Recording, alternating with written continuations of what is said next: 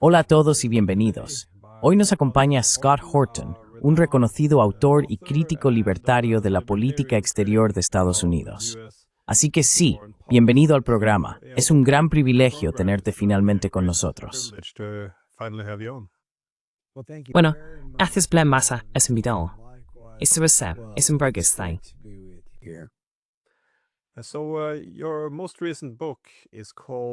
Así que tu libro más reciente se titula Provocado: cómo Washington inició una nueva guerra fría con Rusia y la catástrofe en Ucrania.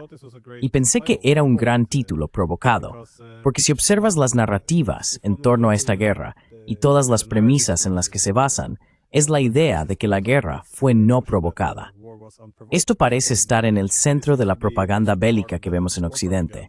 Mientras la gente acepte la premisa de que la guerra fue no provocada, eso condiciona todas las opiniones, conclusiones y políticas que se derivan. Así que pensé que realmente iba al meollo de la cuestión. Sí, provocado. Pero me preguntaba si podrías explicar el título o exponer tus ideas al respecto. Claro.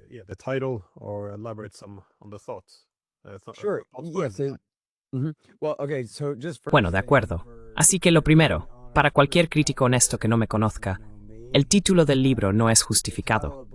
El título del libro es Provocado, porque es una contradicción directa de la afirmación hecha por el partido de la guerra en ese momento, tanto dentro como fuera del gobierno. Como acabas de decir, que esta guerra fue no provocada. Y para la gente, si retrocedes y recuerdas hace 3 años, esto era un auténtico mantra. Esta era la operación de propaganda y manipulación psicológica del momento. Lo repitieron 100.000 veces seguidas. Ataque no provocado, ataque no provocado, ataque no provocado. El objetivo era machacarte con ello. Y para mí es contraproducente. Para mí es tan obvio. Es como, bueno, ¿por qué protestáis tanto?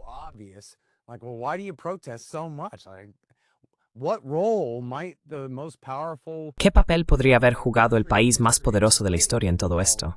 ¿Sabes? Así que es lo más obvio. De hecho, cuando lo estaba escribiendo, me llevó una eternidad. No lo terminé hasta el pasado noviembre, y estaba aterrorizado de que alguien más se me adelantara y publicara un libro con el mismo título, porque es el título más obvio y perfecto para un libro sobre lo que ocurrió aquí. Y esto no es, como dicen los críticos, negar la responsabilidad de Vladimir Putin y sus hombres por todo lo que han hecho. Son mayores de 18 años, son responsables de sus acciones. Ese no es el punto aquí, pero la pregunta es, ¿qué papel jugó Estados Unidos en ayudar a que esto sucediera?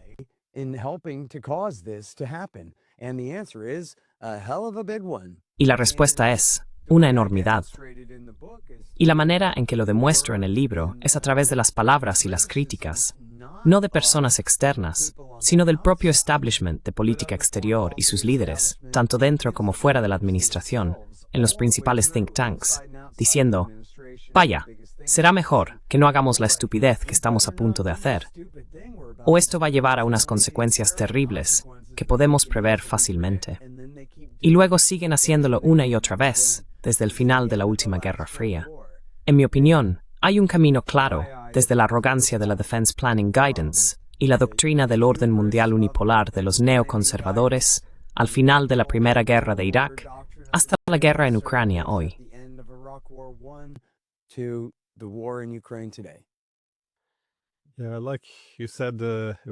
Sí, como dijiste, el libro se llama Provocado, no justificado, porque me pareció muy ingenioso construir toda la narrativa de la guerra en torno a la idea de que fue no provocada. Porque así, cualquier disidencia, cualquiera que diga que fue provocada, puede ser etiquetada como un intento de justificarla en su lugar.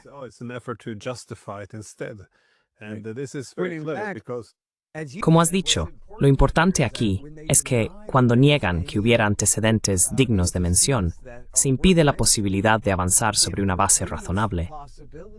Si la primera premisa de toda la guerra desde el punto de vista de Occidente es una maldita mentira, ¿cómo se supone que vamos a encontrar un compromiso adecuado cuando llegue el momento de intentar resolver el asunto? Y por eso es algo importante, ¿verdad? No es un ejercicio académico aquí. Si esto es pura y descarada agresión por parte de los rusos, es mucho más fácil argumentar que, bueno, más vale que ayudemos a nuestros amigos a defenderse. Pero caray, si en realidad todo esto es culpa de los demócratas desde el principio, quizá haya una forma de llegar a un acuerdo aquí, aceptar un poco de responsabilidad por nuestro papel en el asunto y encontrar una manera de alcanzar un arreglo pacífico. Si hubiéramos partido de una premisa honesta, podríamos haber encontrado una solución. Al menos habría sido mucho más fácil negociar el fin de la guerra.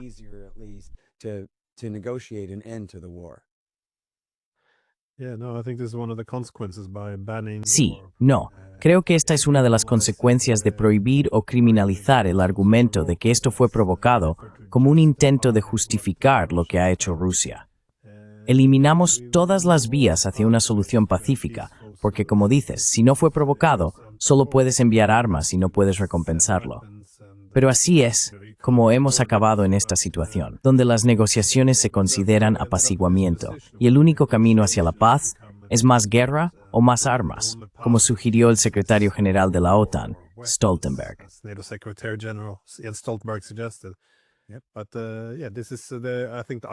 Pero sí, creo que aquí está la ironía de quienes argumentan que están del lado de Ucrania.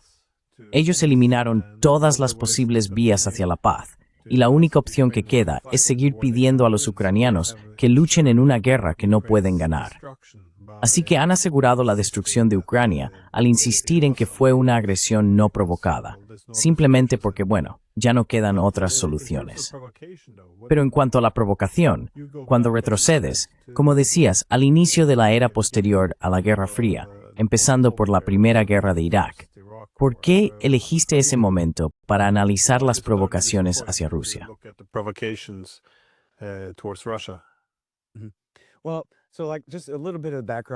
Bueno, un poco de contexto, básicamente para mí, es que lo que soy principalmente, más que un autor, es un presentador de entrevistas. Y he hecho 6.000 entrevistas a lo largo de los años. Básicamente mi ventaja comparativa era que trabajaba para antiwar.com. Fui el editor y, ya sabes, estaba completamente inmerso en todo esto. Así que como entrevistador, sabía muchas cosas que los entrevistadores normalmente no saben. Ellos solo son entrevistadores. Así que eso fue lo que estuve haciendo durante mucho tiempo. Y luego, después de muchos años de esto, resultó que en realidad, en lo que había estado trabajando en el caso de Oriente Medio y en el caso de Europa del Este, era en construir mi propia cronología en mi cabeza. Básicamente intentando rellenar suficientes huecos en la historia de la causa y el efecto a lo largo de los años, hasta el punto en que creo que realmente tengo una historia coherente aquí.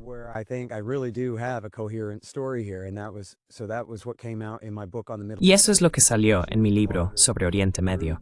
Es como un recorrido desde Jimmy Carter hasta Donald Trump, mostrando cómo cada estupidez provocó la siguiente, una tras otra. Y luego, cuando se trata de la historia de Europa del Este, básicamente es lo mismo. Tenía una lista bastante clara en mi cabeza de todas las cosas que H.W. Bush, Bill Clinton, W. Bush, Obama y el gobierno de Trump, al menos la última vez, si no él personalmente, habían hecho para causar esto. Y, por supuesto, lo que Joe Biden había hecho para empeorar la situación.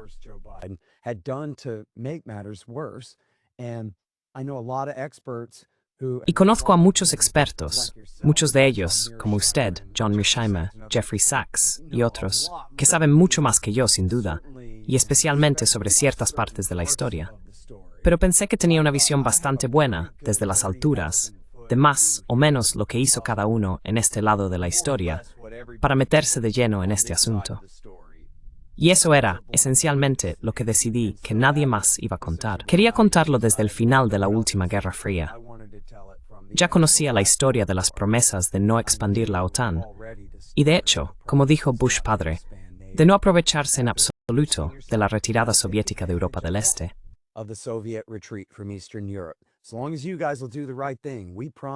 Mientras vosotros hagáis lo correcto, prometemos no tentar a la suerte, ni comportarnos como unos cretinos aprovechándonos de nuestra victoria aquí. Y eso fue en Malta en el 89, antes de que James Baker hiciera una sola promesa. Y sé, y estoy seguro de que vuestros espectadores lo saben bien, que el partido belicista suele decir que ya han desacreditado esto, que esas promesas nunca se hicieron, o que nunca fueron acuerdos, o que nada de eso importó. Bueno, Yo lo he vuelto a demostrar. Están completamente equivocados. Y he machacado ese tema hasta la saciedad, explicando exactamente cuáles fueron esas promesas y cómo la retirada de Alemania Oriental, especialmente, se basó en ellas y durante todo el tiempo posterior.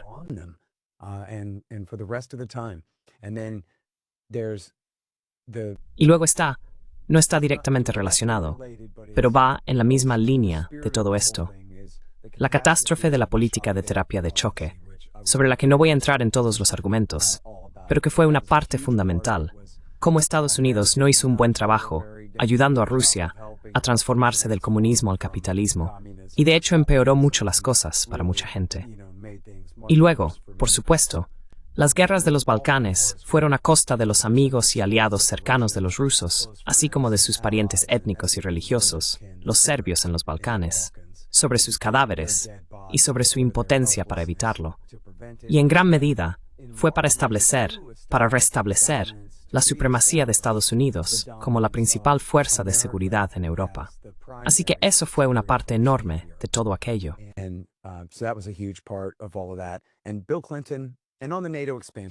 Y Bill Clinton. Y sobre la expansión de la OTAN, el gobierno de Bush padre, y Bill Clinton, ambos básicamente mintieron a los soviéticos y luego a los rusos, diciendo, miren, no vamos a expandir la OTAN. Y aunque lo hiciéramos, no importaría porque la OTAN ahora va a ser más una organización política. Lo vendían como si fuera la UE más Estados Unidos, básicamente, que sería más política y económica, y esto y lo otro. Porque, oye, no necesitamos una alianza, ya que no hay enemigos. Así que lo que vamos a hacer es reemplazar la alianza por una asociación.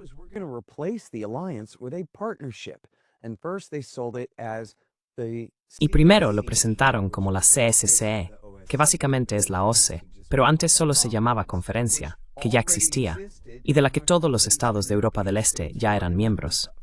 Y dijeron, vamos a hacer de esto la principal organización de seguridad. Así, por ejemplo, Ucrania, los estados bálticos y cualquier país en controversia aquí, su neutralidad está garantizada. Ellos, Rusia y todos los demás ya forman parte junto con nosotros y nuestros amigos de Europa Occidental desde el principio. Así que no hay nada por lo que pelear ahí. Y la administración Clinton impulsó el mismo tipo de propaganda bajo la Asociación para la Paz, la PFP, que todavía existe, pero que en realidad funciona como una antesala para la adhesión a la OTAN.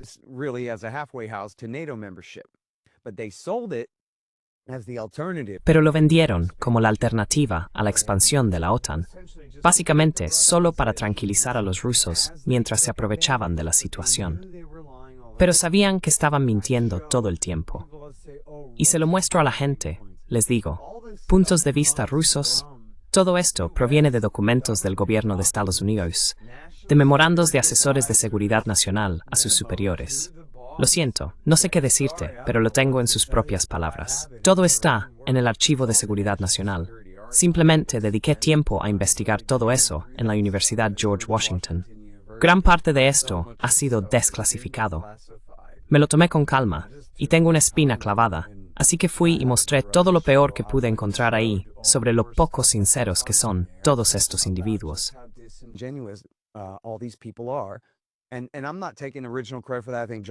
Y no me atribuyo el mérito original de eso. Creo que Joshua Shifrinson, el gran académico de Texas A&M que ahora está en Cato, es quien fue realmente en sus artículos académicos donde lo leí. Él es quien realmente demostró que, oye, esto no es solo cuestión de cambiar de opinión. Se trata de hacer que los rusos crean una cosa, mientras en realidad estamos planeando hacer otra a su costa a largo plazo. Y luego los demócratas y los republicanos, y muchos de ellos lo dijeron desde el principio, y los grandes estrategas decían, escuchad, sabemos que este tipo de cosas, especialmente la expansión de la OTAN, va a provocar una reacción de los rusos. Pero bueno, al menos está la OTAN. Así es como lo expresó Madeleine Albright.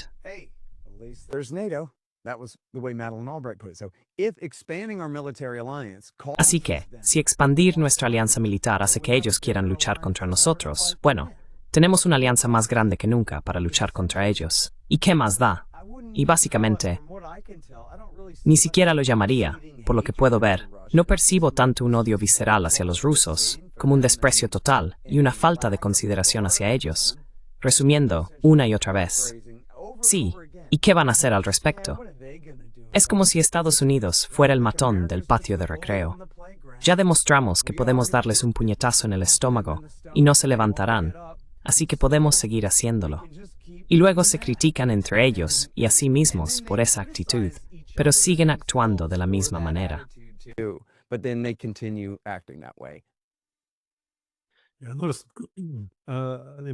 Algo importante, si quieres moldear una narrativa sobre la guerra, es elegir la fecha de inicio del análisis. Como has dicho, una cosa lleva a la otra, y así sucesivamente, pero esto se aplica a la mayoría de los conflictos. Por ejemplo, si miras ahora a Oriente Medio, con el genocidio y todo lo demás, a menudo es popular elegir el punto de partida como el año 0. En Oriente Medio es el 7 de octubre. Ahí es cuando todo comenzó. Porque entonces tienes claramente al agresor, tienes a la víctima, y luego lo que es justo, lo que no es justo. Todo se deriva de esto.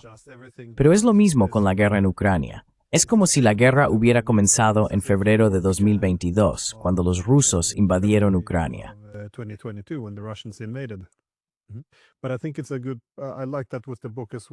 Pero creo que es bueno, me gusta también en el libro, el punto de partida después de la Guerra Fría, porque en gran medida esto fue casi el inicio de un experimento social. Existía la Guerra Fría, dos grandes bloques, y luego los rusos abandonaron la Unión Soviética, abandonaron el comunismo, y la principal política exterior era en efecto unirse a Occidente, democratizarse, abrazar el capitalismo y convertirse en parte de una Europa más amplia y del Occidente colectivo. Así que esta era la principal política exterior, y por eso es interesante ver.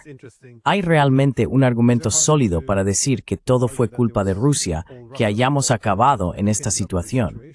Y como tú también dices, los debates sobre la expansión de la OTAN en los años 90 solían ser entre quienes decían, ya sabes, los Kennan y los Baker, que les preocupaba que esto provocara una respuesta muy negativa por parte de Rusia.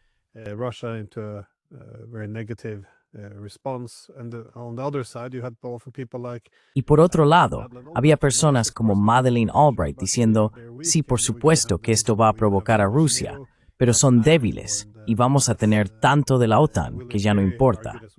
Y como también argumentó William Perry, pensé en él cuando hablabas, él también señaló que todos en la administración Clinton reconocieron que esto iba a provocar a Rusia, que iba a destruir la relación.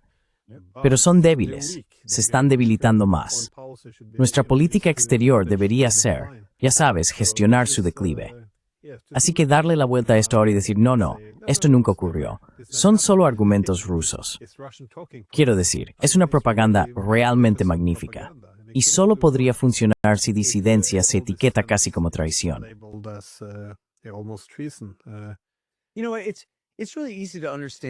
Sabes, en realidad es muy fácil de entender, Glenn, si simplemente finges que eres de Washington, D.C., y que así es como piensas. Se trata simplemente de conseguir lo que queremos en el mundo. Invocarían tanto a la administración Bush como a la administración Clinton, las dos primeras después del final de la antigua Guerra Fría. Invocarían las lecciones de Versalles. Y bueno, no estoy exactamente seguro de lo que enseñan sobre esto en tu zona, pero por aquí, si vas a una escuela pública, o al menos si fuiste a una escuela pública en los años 80, te enseñan la historia básica. Es curioso porque aquí están admitiendo un poco de culpa, pero solo porque su lección final es: Estados Unidos debería haberse unido a la Sociedad de Naciones, y eso habría evitado a Hitler.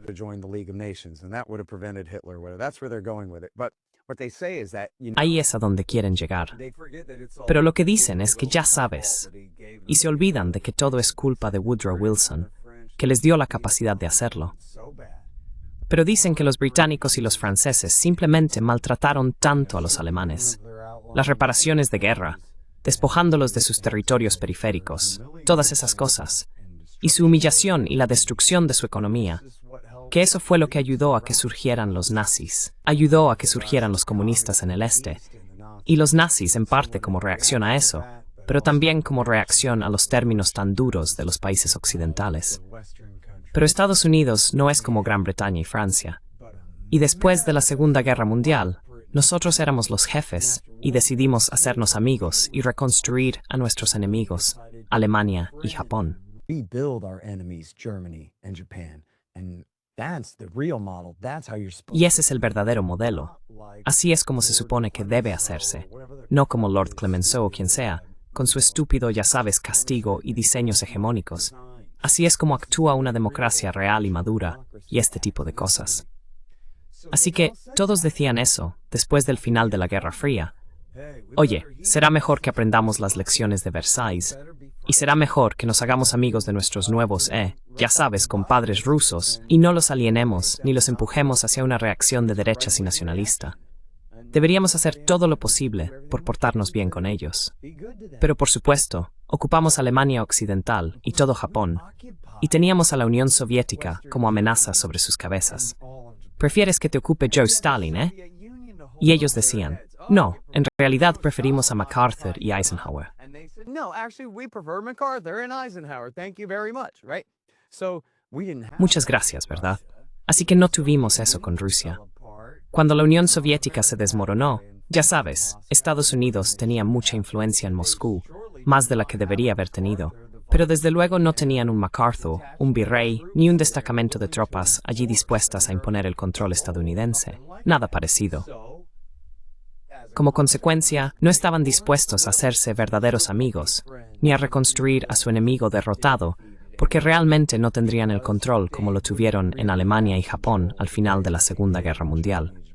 Así que, en su lugar, y Jeffrey Sachs habla de esto, y él estaba seguro, y lo critico un poco en el libro por algunas de las cosas de la terapia de choque, pero él dimitió, porque pensaba, y dimitió pronto, creo que solo un año después de que Bill Clinton asumiera el cargo. And he quit early on in things, just I believe 1 year into Bill Clinton. And he had tried to get his thing going to Y él había intentado poner en marcha su proyecto para ayudar a Rusia en la transformación hacia el capitalismo a finales de los años de H.W. Bush. Y llegó a la conclusión de que, oye, los estadounidenses no quieren ayudar a Rusia. La idea estadounidense, la idea de Washington, es darles una patada cuando están en el suelo, o al menos no ayudarles a levantarse. ¿Por qué darles un impulso cuando están fuera de nuestro control? Pero el problema con eso, por supuesto, es que, como dijo William Perry, oye, los rusos son los que reciben esa actitud y lo entienden perfectamente, ¿verdad? Todavía no os gustamos, y nunca vais a ser justos con nosotros, y nunca nos vais a tratar con un mínimo de respeto. Fin de la transmisión. ¿Sabes? Recibido, entendido. ¿Sabes a lo que me refiero? Ellos comprenden perfectamente nuestro desprecio. they understand exactly our disdain. And then, but so what does that mean for the near-term future? Y entonces, ¿qué significa eso para el futuro cercano? Significa que todo va peor. Y por cierto, aquí va una divertida para arruinarte todo el libro, porque esto está al final. Strobe Talbot, que fue el hombre de Bill Clinton, su principal experto en Rusia, al principio escéptico, y luego el principal defensor de la expansión de la OTAN, fue entrevistado por Keith Gessen del New York Times en, diría, 2018. Así que es después de que la guerra en el Donbass ya está en marcha, pero antes de la peor guerra aquí. Y ya sabes, son los años de Trump. Y Gessen le pregunta, en plan, oye, ¿no fue esto un gran error? Toda esta expansión de la OTAN y todo lo que hicimos para crear este ambiente tan provocador aquí. Y Talbot da la declaración más reveladora que puede dar un burócrata del gobierno, ¿verdad? Statement from a government bureaucrat, right? He says, well, listen. Él dice, bueno, escucha, hay una regla en el arte de gobernar, o en dirigir un gobierno, o algo así. Y esa regla es, haces lo que puedes en interés nacional de tu país. Y si no lo haces, bueno, entonces no vas a estar al mando por mucho tiempo. Pero luego empieza a rascarse la barbilla y dice, sin embargo, quizá deberíamos haber tenido una concepción más elevada y sabia de nuestro interés nacional, y haberlo pensado de esa manera. Quizá deberíamos haberlo hecho. En otras palabras, podemos expandir nuestro poder e influencia. Podríamos incorporar a Hungría, Polonia y la República Checa en la OTAN. Vaya, quizá incluso podríamos hacerlo con los países bálticos, y eso ampliaría nuestro poder e influencia en la región, y todas esas cosas.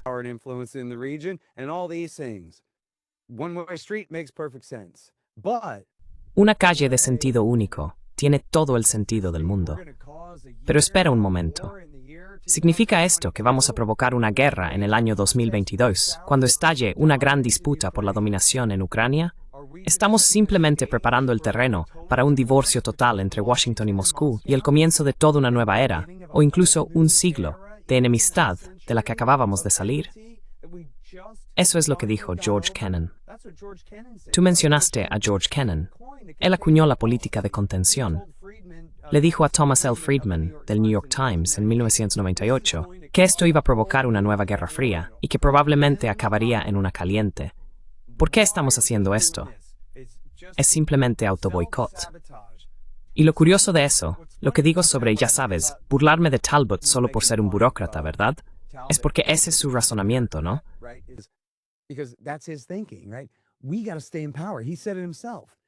Tenemos que mantenernos en el poder. Él mismo lo dijo. Si no hacemos lo que podemos, si no aprovechamos lo que tenemos en este corto plazo, podríamos perder las elecciones en la próxima década. Esto es una parte fundamental de por qué Bill Clinton busca los votos polacos y ucranianos en Illinois y Pensilvania. Esos son estados clave. Tiene unas elecciones en 1996 y los republicanos están recorriendo el país, criticándole por no ayudar a nuestros amigos de Europa del Este y no integrarlos en nuestra alianza. Así que necesitamos dólares de Lockheed y votos polacos. Tenemos que hacerlo ahora. Así que lo hacen. Están pensando en sí mismos, no en el futuro de Estados Unidos y Rusia en el siglo XXI.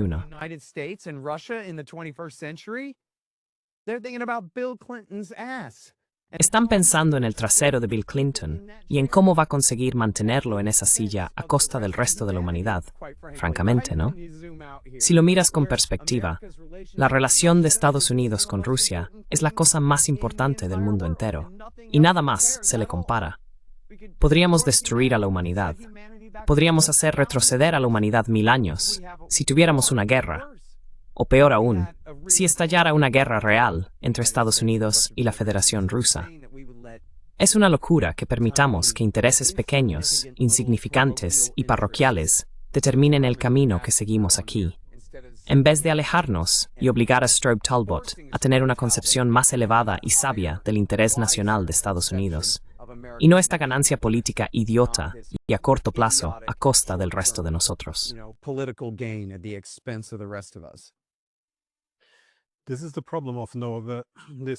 Este es el problema con estos burócratas. Cada vez que analizan una política, o bien limitan su pensamiento a ¿qué deberíamos hacer más?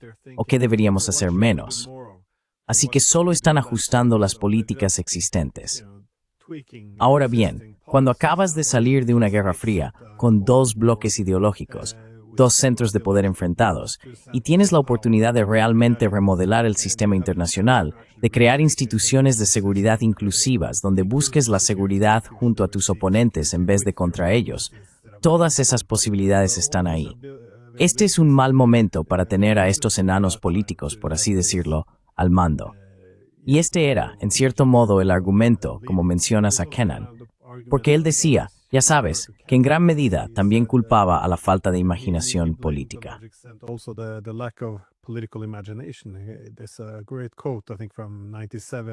Hay una gran cita, creo que del 97 o quizá del 98, 1997, donde él argumenta que teniendo todas estas oportunidades, lo único que se nos ocurre es decidir quién debe estar dentro de nuestro bloque militar y quién debe quedarse fuera. Este es el alcance del pensamiento estratégico. Quiero decir, es bastante sorprendente que no hubiera otros esfuerzos.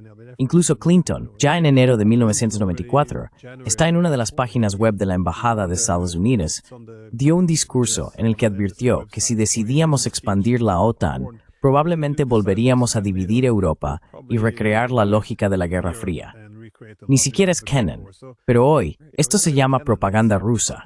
No se te permite decirlo si quieres conservar tu credibilidad.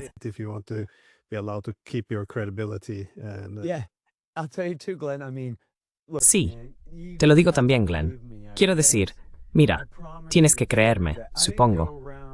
Te prometo que es cierto que no me dediqué a buscar la palabra provocado, entre comillas, en relación con la política hacia Rusia en los años 90 y 2000. No hice eso. Pero sí me encontré una y otra vez con citas de estos hombres diciendo, vamos a provocar a los rusos, y cosas por el estilo, porque todos lo sabían. Y todos lo dijeron una y otra vez. Y como dices sobre Bill Clinton, todos decían, vaya, estamos borrando las líneas divisorias o simplemente moviéndolas hacia el este. Porque si solo las estamos moviendo hacia el este, solo estamos programando un conflicto. Como dijo Pat Buchanan, al hacer esto, solo estamos programando un conflicto para el siglo XXI.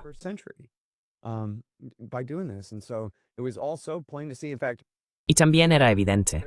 De hecho, hay un tipo, no estoy seguro de si conoces a un tal Michael O'Hanlon. No, era Pollock. Lo siento, siempre confundo a estos dos. En los años de W. Bush, había dos destacados halcones de guerra demócratas, del tipo Brookings Institution, Council on Foreign Relations, pero solo un poco a la izquierda del centro, demócratas de la línea de Bill Clinton. Y eran como Epi y Blas, ya sabes, compañeros. Son Michael O'Hanlon y Kenneth Pollock. Y uno de ellos escribió un libro llamado The Threatening Storm. Y todos iban diciendo que sí, que los buenos demócratas liberales apoyaban la guerra agresiva de George Bush contra Irak. Ese era su papel.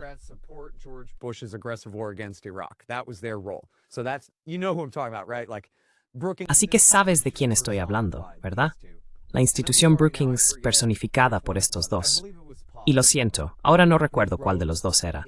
Creo que fue Pollock, quien escribió en 2018 un pequeño monográfico que decía, oye, y esto es, por supuesto, como tus espectadores y oyentes saben muy bien, en medio de la guerra civil en curso tras el Maidán, la llamada Revolución del 14 y todo eso. En medio de eso, pero antes de que todo empeorara mucho en el 22, Pollock publica esto y dice, necesitamos, como muchos expertos habían dicho a lo largo de los años, incluidos Kissinger y Brzezinski, que fueron expansionistas todo el tiempo, incluso ellos lo habían dicho.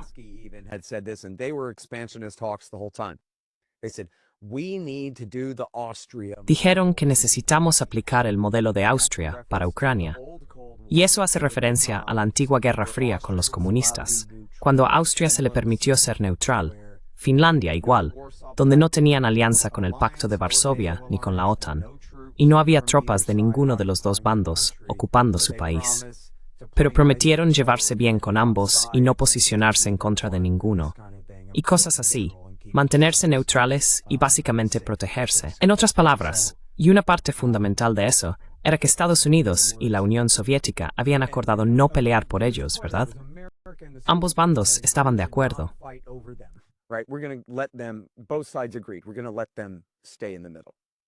Vamos a dejar que se queden en el medio. Así que escribió este monográfico, diciendo que tenemos que hacer esto por Ucrania. Y creo que incluso llegó a decir, para Finlandia, volvamos también al modelo de Finlandia.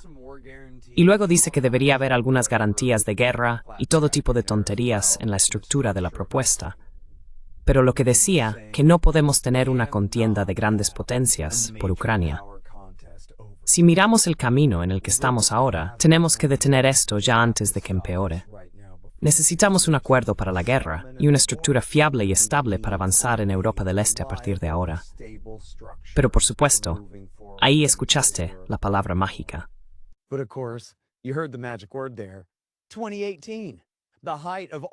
2018, el punto álgido de toda la exageración sobre Russiagate y el absolutamente ridículo engaño con el volumen al máximo en ese momento.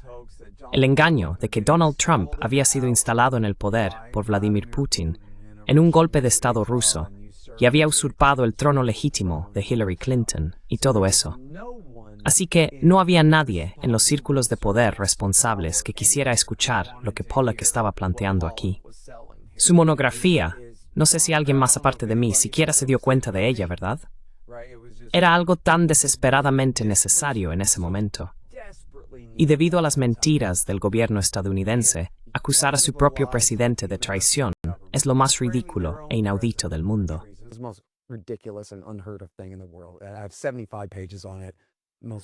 Tengo 75 páginas sobre ello, en su mayoría debido a mi rabia al respecto en el libro. Pero por eso, él estaba completamente limitado. Y sabes, Glenn, está en ese mismo artículo de Keith Gessen, donde habla con Strobe Talbot. Se llama Los Americanos Silenciosos. Trata sobre los expertos en Rusia, los americanos silenciosos.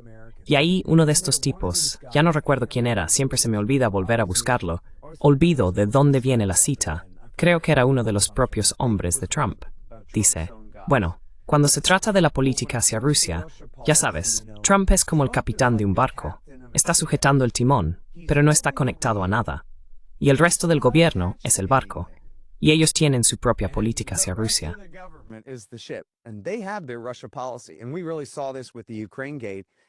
Y realmente vimos esto con el Ukraine Gate. Si retrocedes y miras el testimonio de Alexander Vindman, quien había sido teniente coronel en el Consejo de Seguridad Nacional y quien denunció a Trump, él fue el verdadero denunciante original antes que Caramella. En su testimonio y en el artículo que escribió, creo que para The Atlantic, aunque puede que fuera para The New Republic, es uno de los dos, escribió un texto realmente extenso, explicándolo, y queda absolutamente claro que él y el resto del gobierno estaban completamente indignados de que el presidente de los Estados Unidos pensara que tenía derecho a cambiar la política de Estados Unidos hacia Rusia. Y lo dice con total claridad, no, nosotros tenemos una política hacia Rusia. Y punto.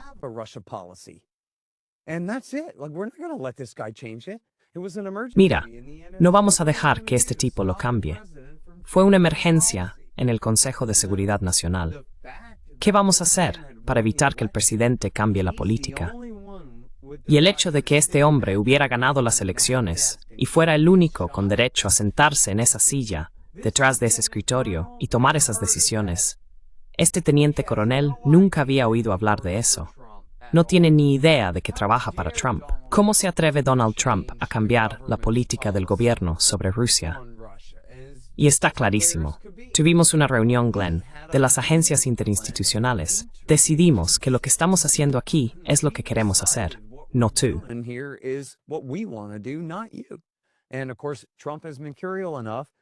Y por supuesto, Trump ha sido lo suficientemente voluble como para tomar una decisión grande y audaz, y luego olvidarse de ella, no volver a mencionarla, y no hacer ningún seguimiento. Así que, básicamente dijeron, bueno, él lo dice, pero nosotros hemos decidido que vamos a esperar, y con suerte, se olvidará de lo que nos pidió que hiciéramos, ese tipo de cosas. Y luego, cuando llegó el momento, intentaron derrocarlo. Intentaron que lo destituyeran y lo expulsaran del cargo, incluso después de que se desmontara y desmoronara la farsa de que había sido instalado por Rusia. Esto es 6 meses después, y lo intentan de nuevo. Es una historia realmente increíble, ¿sabes? Y no soy partidario de Trump. No he votado por él.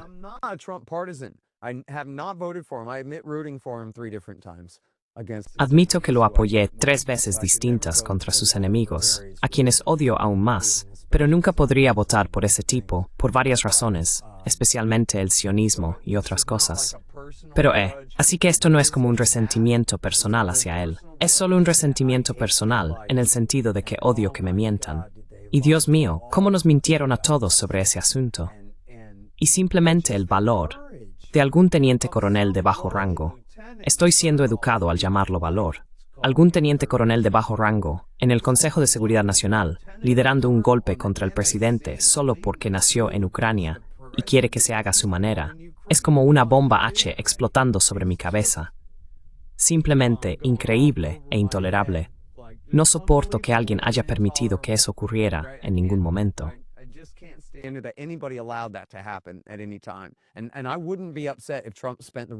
Y no me molestaría si Trump pasara el resto de su mandato aquí, simplemente vengándose de las personas que le hicieron eso antes. Quiero decir, se lo merecen. Es increíble la desfachatez que mostraron, su disposición a cruzar esas líneas para intentar impedirle. ¿Qué? Solo hay que pensar en la historia alternativa. Sin Russiagate, se habría implementado Minsk II, y nunca habría habido una guerra en el 22. La guerra se habría resuelto en el primer mandato de Trump si no lo hubieran acusado falsamente de traición con el Kremlin. Lo cual, de nuevo, sé lo hiperbólico y disparatado que suena cuando lo digo, pero eso es porque así de hiperbólicas y disparatadas eran sus afirmaciones.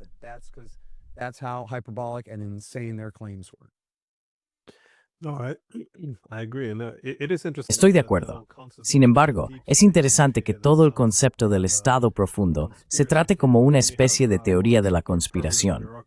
Pero cuando tienes, más o menos, una burocracia permanente pura unida a políticas permanentes y persiguen sus propias agendas independientemente de quién esté en el poder, es muy difícil restarle importancia o justificarlo.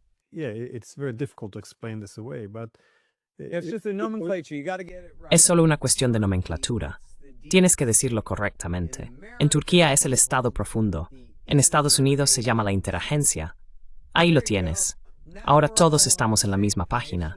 No se necesita ninguna teoría de la conspiración. Me parece justo.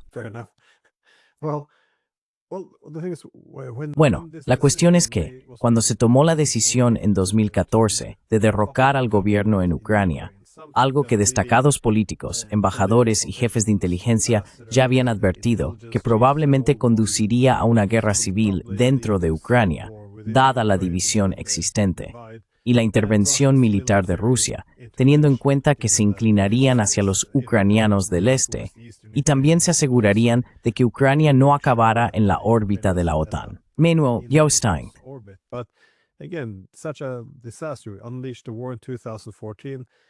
Desencadenaron una guerra en 2014. Ya sabes, es en estos momentos cuando se necesita que prevalezcan las mentes frías para calmar la situación y dar marcha atrás. En cambio, tuvimos el Russiagate en 2016. Ahora, supuestamente, el presidente estadounidense es un agente del Kremlin. Es imposible que alguien busque algún interés común con Rusia. Todo es de suma cero. Si es malo para Rusia, es bueno para nosotros. Así que simplemente intentemos causar el mayor daño posible a Rusia. La negociación y la diplomacia se criminalizan. La escalada se convierte en una muestra de virtud. ¿Cómo hemos llegado a más provocaciones que desembocaron en la invasión rusa? Bueno, eso, ante todo, está muy bien dicho. Quiero decir, qué gran cita. Ojalá lo hubiera incluido en el libro. ¿Qué cita? Sí, tal y como lo has descrito todo, creo que ha sido fantástico. O sea, sí, es exactamente así. Yo lo veo de esta manera. Y si Joe Biden no hubiera sido obligado a retirarse por ser un mentiroso y plagiador en 1987 y simplemente hubiera ganado las elecciones del 88 y hubiéramos tenido a Joe Biden en el cargo todo este tiempo. Básicamente, esa es la historia para mí. Nuestra política estadounidense es lo que John McCain, Joe Biden, Bill Clinton y George W. Bush pensaban que era inteligente. Ahí lo tienes. Eso lo explica todo. O sea, claro, ¿por qué deberías darles el beneficio de la duda a estos hombres? No han hecho ni una sola cosa para merecerlo. Ninguno de ellos. Y todo esto es esencialmente la política de Biden.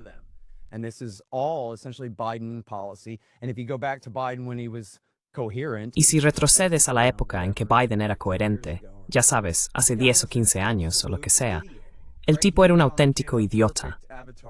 Él y John McCain son los avatares perfectos del imperio estadounidense. Están completamente pasados, no saben nada, son unos fanfarrones que creen saberlo todo. No hacen más que hablar, nada sobre una guerra más larga. Ninguno de ellos ha leído jamás un libro sobre nada. Ninguno de ellos sabe nada de nada. Si les pusieras algún tipo de examen sorpresa, ambos fracasarían estrepitosamente y se acabaría todo. Así que es esencialmente esa misma idiotez. Y justo en el momento de crisis, es Joe Biden quien jura el cargo. Es el peor copiloto que Obama podría haber tenido, por muy malo que ya fuera Obama.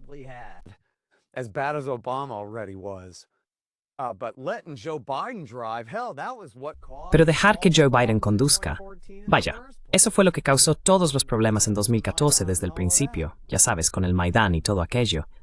Y luego, él toma el control justo después de Donald Trump, cuyas ruedas no estaban conectadas a nada.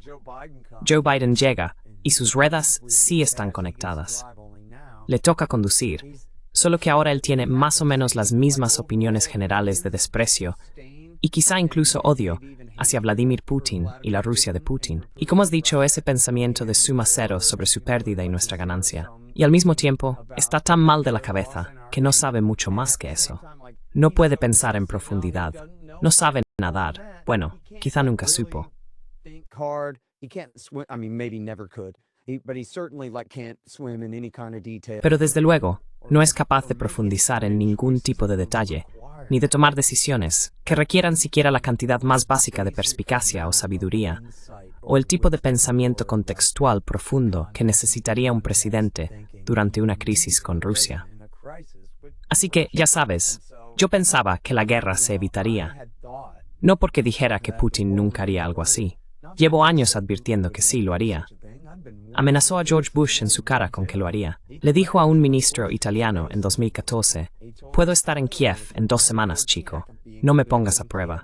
Y llevo mucho tiempo advirtiendo sobre eso. Lo que pensaba era que sigo queriendo llamarle George Burns o Nicholas Burns, y ninguno de esos es correcto. George Burns es el actor cómico, y Nicholas Burns era el hombre de George W. Bush. Nicholas Burns was George W. Bush's guy. William Burns. William Burns. William Burns, que había sido, ya sabes, no sé si alguna vez fue de la CIA o qué, pero era un veterano experto en Rusia. Había trabajado en la embajada en Moscú desde los años de Bill Clinton y había sido embajador bajo W. Bush. Biden lo nombró jefe de la CIA y muchas veces, incluso en asuntos de Oriente Medio, actuaba también como secretario de Estado. Mientras Blinken estaba en casa chupándose el dedo o lo que fuera, Burns era el hombre. Si había un hombre competente en ese gobierno, pensé que Burns iba a sacar a Biden de esta. Iba a encontrar la manera de negociar un entendimiento aquí. Pero entonces, claramente me equivoqué, porque esas no eran sus órdenes. Sus órdenes, y las de todo el gobierno en el 21 y finales del 21, eran decirle a Rusia, será mejor que no lo hagas.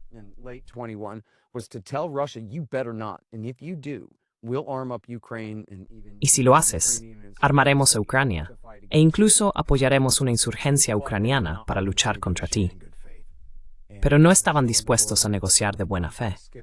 Como muestro en el libro, y aquí estoy omitiendo toda la historia de 2021, porque hubo algunas crisis en el periodo previo, pero a finales de 2021, el día 30, Putin y Biden mantuvieron una llamada telefónica. Creo que solo existe una transcripción rusa de lo que se discutió allí, pero la Casa Blanca nunca contradijo nada de lo que decía. Al parecer, Biden le dijo a Putin, «Mira, tío, no voy a meter a Ucrania en la OTAN. Nadie lo va a hacer. Al menos no en los próximos 10 años. Quiero decir, es una locura. Todo el mundo sabe que son demasiado corruptos, lo que sea. No sé si dijo esa parte, pero todo el mundo sabe que no encajan bien.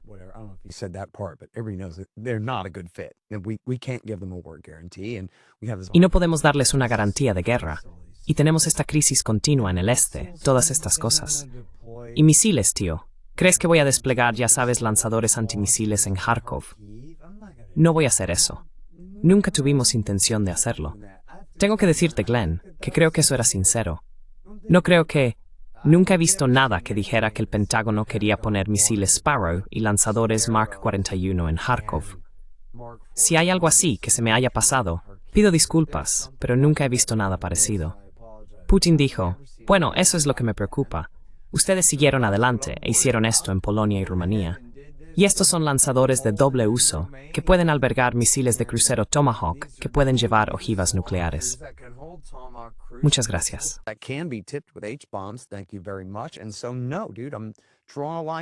Así que no, tío, aquí trazo una línea. Y Biden le dijo, mira, no voy a poner esos misiles. Y Putin respondió, vale, pues que nuestros equipos se sienten y lo pongan por escrito entonces. Y luego no lo hicieron. Esos son, ya sabes, 2 de los principales problemas. Por supuesto, resolver el conflicto en el este era la otra cuestión importante allí. Pero todo esto, ya sabes, estaba básicamente en el tratado. Adelante, asegúranos, en el tratado propuesto por los rusos, asegúranos de que no vas a meter a Ucrania en la OTAN, que no vas a poner misiles allí, y que no vas a, ya sabes, expandir la alianza de la OTAN más hacia el este. Vas a respetar las promesas de Bill Clinton en el acta fundacional de 1997 y dejar de mover equipo militar a los nuevos estados de la OTAN. Y todo esto era razonable.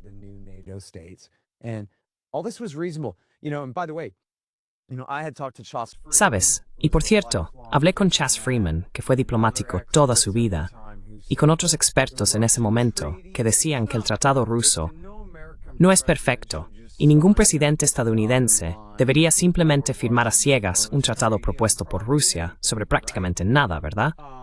Pero, ¿era esto una base razonable para negociar? Absolutamente, absolutamente. ¿Estaba esto pensado para ser como el acuerdo de Rambouillet de Madeleine Albright, que estaba lleno de trampas y destinado al fracaso? No, en absoluto. Chas Freeman dijo que se pertenecía a esto. Charles Freeman said you could have sat down and negotiated this.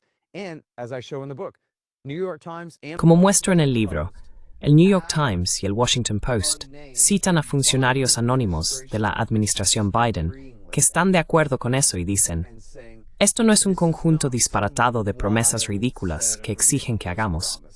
Esto es absolutamente la base para una negociación razonable.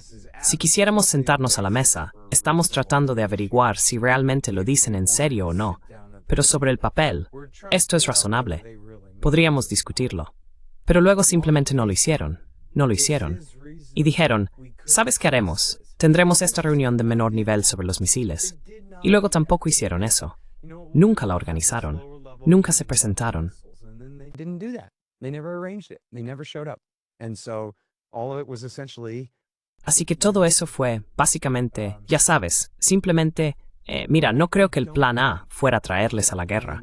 Creo que el plan A, a simple vista, parece lo suficientemente honesto. Era amenazar a los rusos. No lo hagáis. Es un gran error, no lo hagáis. Porque lo dijeron claramente muchas veces, y creo que lo decían en serio. A simple vista, lo decían en serio. Pero no estaban dispuestos a decir, vale, amigo, ¿sabes qué? Sentémonos y hablemos de esto. Resolvámoslo y busquemos una base real para un acuerdo real. ¿Qué podemos hacer para evitar que esto se descontrole de verdad ahora? Y no estaban dispuestos a hacer eso. Y creo que podrían haber evitado la guerra si lo hubieran hecho.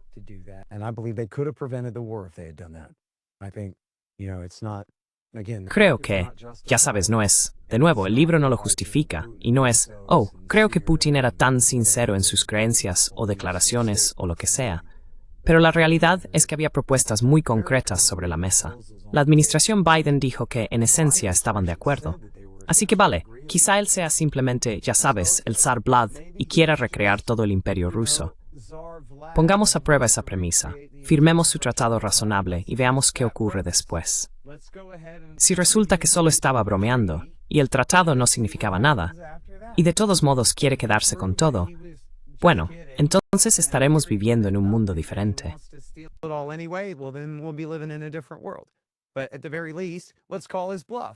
Pero al menos, llamémosle el farol. Él dice que sus condiciones son razonables, y en realidad lo son, más o menos dentro de lo razonable, más o menos acercándose a lo razonable. Bien, pues veamos. Pero ellos no estaban dispuestos a verlo. Y eso es una verdadera tragedia, porque si miras lo destructivo que ha sido, de hecho, sabes, pensaban otra vez que el ejército ucraniano sería aplastado, que estarían apoyando una insurgencia contra la ocupación rusa en vez de un ejército. Pero en realidad, el ejército ucraniano resistió. Y así Estados Unidos ha tenido un ejército estatal organizado al que respaldar todo este tiempo, en lugar de simples milicias improvisadas dirigidas por nazis y quien sea. Aunque Andriy Bielecki sigue por ahí, pero ahora es un comandante militar, ¿no?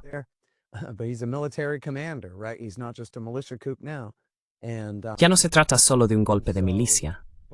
Y eso lo que significa es que es peor para Ucrania, ¿verdad? Porque significa que probablemente acabarán perdiendo más territorio, además de que su economía quedará completamente destruida, y que ya sabes, cientos de miles de hombres, probablemente, no sé, en las altas centenas de miles, no estoy seguro de qué estimaciones creer o qué, pero ciertamente cientos de miles han muerto, y quizá más de 1 millón, si incluyes a todos los heridos también. Ha sido una catástrofe para el país, cuando esto realmente podría haberse evitado y negociado. Lo creo firmemente, y pienso eso.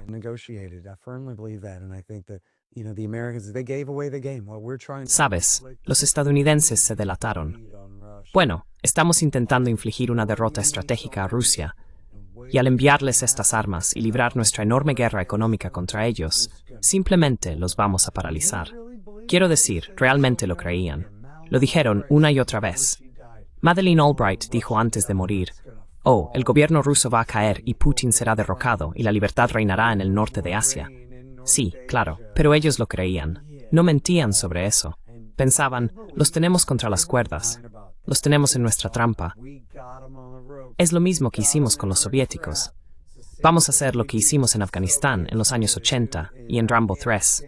Ahora se lo vamos a hacer de nuevo aquí.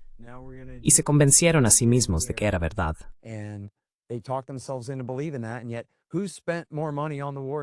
Y sin embargo, ¿quién ha gastado más dinero en la guerra ahora? ¿Estados Unidos o Rusia? ¿Sabes a lo que me refiero? ¿Y quién va a quedarse con el sur y el este? No Ucrania. Todas esas promesas de que íbamos a echar a los rusos, de nuevo, como hablamos al principio, como dijiste, basadas en la mentira de que fue totalmente no provocado, eso significa, bueno, que simplemente los vamos a hacer retroceder y recuperar cada centímetro cuadrado de Ucrania, incluida Crimea. Y de hecho, no lo van a hacer, ¿verdad? Van a acabar perdiendo al menos 4 provincias importantes, y quizás 6 u 8 antes de que esto termine. Todo esto es una auténtica tragedia para Ucrania. Me duele decir hasta qué punto es culpa de Washington, D.C., pero lo es.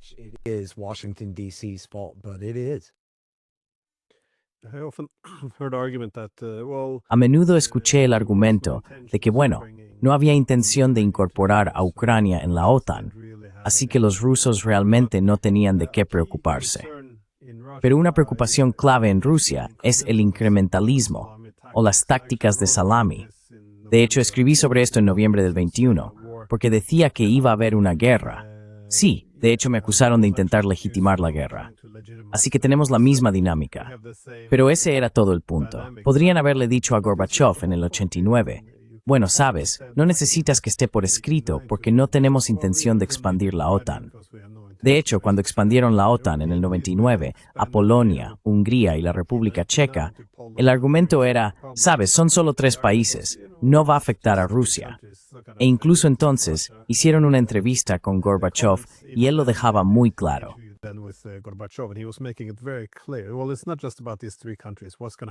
Bueno, no se trata solo de estos 3 países. ¿Qué va a pasar en el futuro? Y eso es lo que también dijo el liderazgo ruso. ¿Qué va a pasar cuando lleguéis a Ucrania? ¿Dónde está el límite natural? Sabes, necesitamos tener algunos acuerdos que consoliden un nuevo statu quo, y vimos lo mismo con la defensa antimisiles. Fue en 2007. Condoleezza Rice dijo entonces, oh, los rusos simplemente no van en serio. Solo vamos a poner 10 misiles interceptores en Polonia. No pueden estar realmente preocupados por esto. Pero los rusos dijeron, bueno, si os detuvierais, sería una cosa, pero ponedlo en un tratado. Pronto oiremos hablar de cientos, oiremos hablar de miles. Y de hecho, así fue como sucedió. Y son lanzadores de doble uso, así que realmente puedes disparar cualquier tipo de misil de crucero desde ahí. Y ellos lo saben. Es algo importante. Lo siento, he perdido el hilo de lo que estaba diciendo. Iba a decir... Incrementalismo. Oh, sí. La palabra clave aquí es interoperabilidad, ¿verdad? Y esto es algo que muestro en el libro. Y últimamente, Larry Johnson en Sonar 21 fue y desenterró muchos más documentos que ojalá hubiera tenido en mis manos, donde muestra toda la historia de la integración de Ucrania en la OTAN de forma incremental desde 1992, comenzando con entrenamientos en Polonia y muchos ejercicios conjuntos diferentes. En mi libro menciono una gran operación que realizaron en 1997, en la que iban a simular la invasión de Crimea bajo el pretexto de un conflicto étnico, lo que se interpretó como expulsar a los rusos y asegurarse de que Ucrania controlara toda la península, provocando una gran reacción en aquel entonces. Y esto es lo que creo que ocurrió.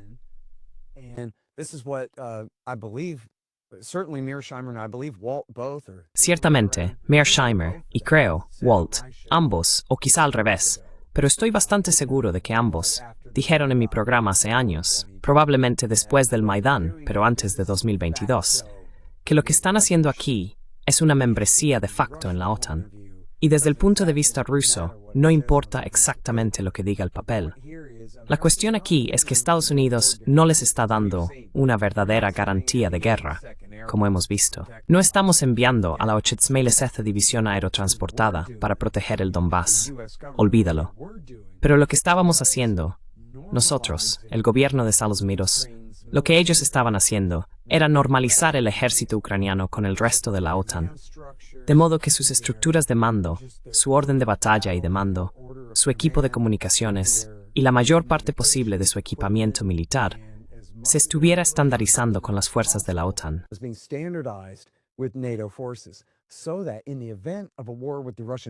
De modo que, en caso de una guerra con la Federación Rusa, aunque no estemos dando una garantía explícita de guerra a Ucrania, ellos saben que si hay una guerra entre la OTAN y Rusia, el ejército ucraniano sería entonces absorbido por la OTAN y sería simplemente otro ejército auxiliar, junto con los húngaros, los lituanos, los alemanes, los polacos y el resto, todos luchando juntos. Así que, aunque no se tratara de una membresía oficial en la OTAN, con el truco ahí del artículo 5, donde prometemos acudir en tu ayuda si alguien te ataca, aún sin eso, gracias a toda esta interoperabilidad, estandarización y subvención del ejército ucraniano, especialmente después de 2014, de hecho lo estaban convirtiendo en una fuerza auxiliar de la OTAN, y los rusos lo tomaban en serio sobre esa base.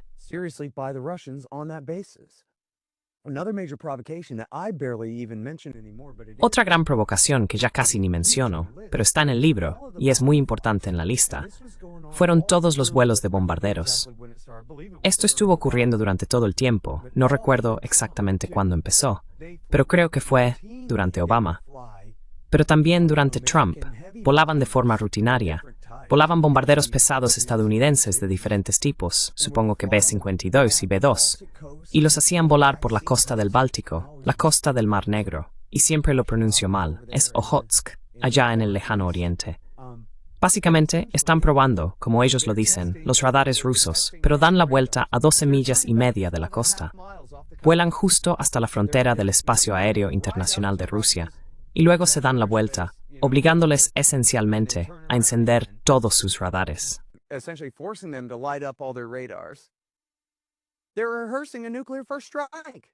Están ensayando un primer ataque nuclear, y lo hacen constantemente. Además, están realizando maniobras navales intensas en el Mar Negro, que incluyeron enfrentamientos entre destructores británicos y los rusos en 2 ocasiones distintas. Todo esto fue sumamente provocador en el periodo previo a la guerra, y Biden continuó con esa misma política durante el año 2021. Quiero decir, estoy seguro de que cualquiera que esté viendo esto puede imaginar la histeria en Estados Unidos. Ya sabes, cuando los rusos vuelan cerca de Alaska, es noticia nacional, incluso cuando están lejos de cruzar cualquier frontera o lo que sea.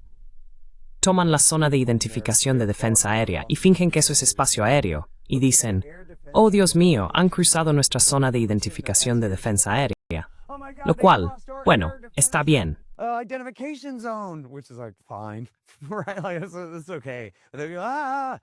Está bien. Pero imagina si realmente estuvieran volando dentro de las 12 millas de nuestra costa todo el tiempo, acercándose sigilosamente a California, acercándose a Nueva Jersey, acercándose a nuestras bases navales, ya sabes, acercándose a Corpus Christi. Estaríamos en DEFCON 2 y diciéndoles, será mejor que paréis o habrá consecuencias inmediatas. Y eso bajo cualquier presidente. Sabes, no había sido así desde la vieja Guerra Fría. No hay ninguna razón en el mundo por la que Estados Unidos necesitara tratar a la Rusia de Putin de esa manera. Y como has dicho, en cuanto llegó al poder, intentó moverse hacia Occidente. Cito al propio Joe Biden en el libro, diciendo que ningún líder ruso en la historia se ha alineado con Occidente como lo ha hecho Vladimir Putin.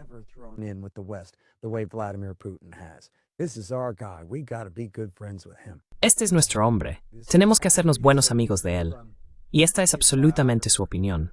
Le dijo a su biógrafo, mira, me gusta comer con palillos, es divertido. Pero vamos, somos una sociedad asiática, no lo somos. Somos parte de Europa. Somos de piel clara y cristianos. Así que China está muy bien y todo eso, pero nuestra civilización es otra civilización. O sea, obviamente, ellos son el puente. Obviamente, son la parte más oriental de la cristiandad. Y, sin embargo, forman parte de la civilización confuciana. ¿Alguien piensa eso? Vale, exacto. Así que no lo son. Entonces, ¿qué comunismo se ha acabado? ¿Qué vas a hacer ahora? Bueno, vamos a intentar integrarnos con el resto de la Europa cristiana. Obviamente. ¿Qué otra cosa se supone que debe hacer? Is what? Obviously, what else is he supposed to do? It took America kicking him out of Russia. A Estados Unidos le costó expulsarlo de Rusia para que él se volviera hacia el resto de Asia, como lo ha hecho ahora. Y ojalá eso se pueda reparar, pero ponte en la posición de Rusia. Donald Trump ahora mismo está dispuesto a decir, mira, si ponéis fin a la guerra, normalizaré completamente las relaciones con vosotros. Pero si eres Sergei Lavrov, ¿qué le vas a decir a Vladimir Putin sobre eso? Bueno, Chelsea Clinton podría ser presidenta dentro de 3 años, ¿sabes? Así que podríamos estar en serios problemas, ¿no? Es decir, no sé si podemos confiar, aunque Donald Trump sea absolutamente sincero, y creo que lo es en estos temas de Rusia, en que probablemente sea el menos malo de Washington, D.C. en lo que respecta a Rusia, o uno de ellos.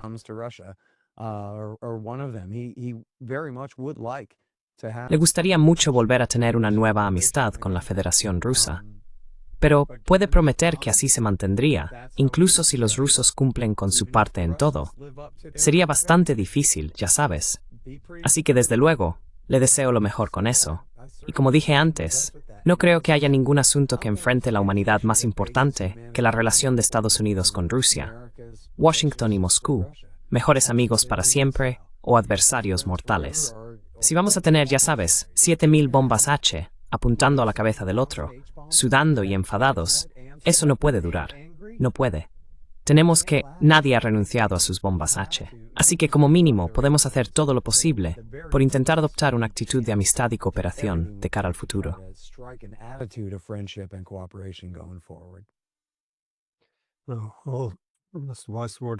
Esas son palabras sabias para concluir. Yo también desearía que tuviéramos más tiempo, porque vi un excelente debate tuyo con Niall Ferguson. Él publicó un artículo en marzo de 2022 en el que entrevistó a algunos líderes políticos y militares estadounidenses y británicos, quienes habían llegado a la conclusión, según su artículo, de que el único camino aceptable para esta guerra era un cambio de régimen en Moscú. Ahora tenemos la oportunidad de creer a los rusos y, en fin, de exponer lo que ahora se condena como argumentos rusos. Pero ese era el objetivo. Así que fue un gran placer verte argumentar, usando sus propias palabras en su contra. Porque, por supuesto, ahora que estamos inmersos en esta guerra, ya no se nos permite decir esto. Así que fue increíble verlo debatir, en cierta medida, contra sí mismo de hace 3 años. Bueno, no fue mi mejor actuación en el debate, pero en esa sí le gané. Estoy de acuerdo. De todos modos, muchísimas gracias por tu tiempo. Y para los oyentes, por favor, consultad la descripción para encontrar un enlace a Unprovoked de Scott Horton. Gracias de nuevo por tu tiempo y espero que vuelvas al programa algún día. Por supuesto. Muchas gracias por invitarme. Estaré encantado de volver.